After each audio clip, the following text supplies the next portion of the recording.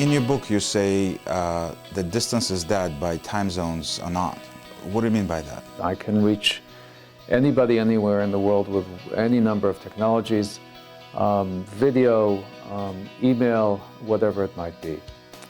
I can reach anybody in the world, but they might be sleeping, they might be out to dinner. The issue of time zones are still very real, and technology is not making any progress on eradicating time zones and the difficulty of working across time zones.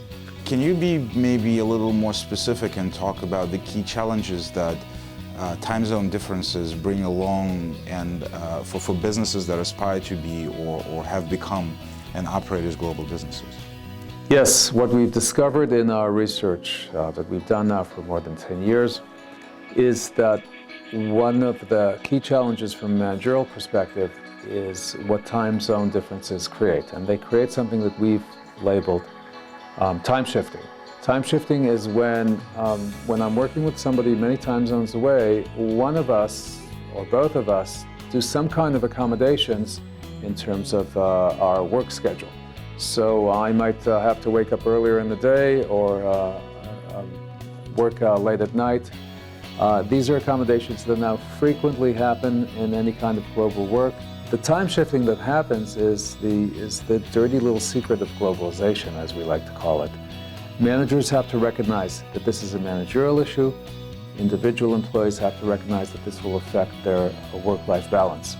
What about benefits of time zone differences? Well, one of the benefits of time zone differences is round the clock, and another one is follow the sun. Round the clock is when we could set up shifts that are working in different places in the world so that nobody has to work in the middle of the night.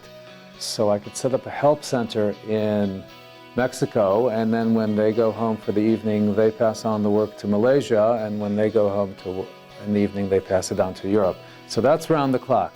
We work 24 hours, we're always available, and we work when it's convenient for other people to work. Another form of work is called follow the sun. That's when I use the differences in time zone to work faster. How do we do that? We set up sites that are far apart from each other in terms of time zone, and before I go home from the evening, I pass on the work to you.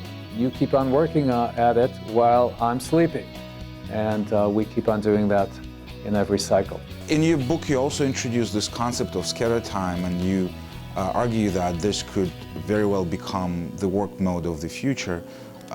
Why do you say that? We found that time shifting is quite prevalent. Now, in order to time shift when you're working with people who are scattered around the globe, you must rearrange your work life. So you're working in what we call scatter time. So you're scattering chunks of work throughout your waking hours.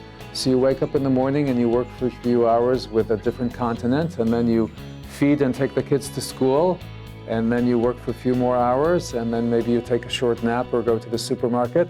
And then in the evening you do some more work after dinner. So you're scattering your work in a way that is very different from the traditional work structure of the 20th century. So scatter time will be the work mode of the 21st century.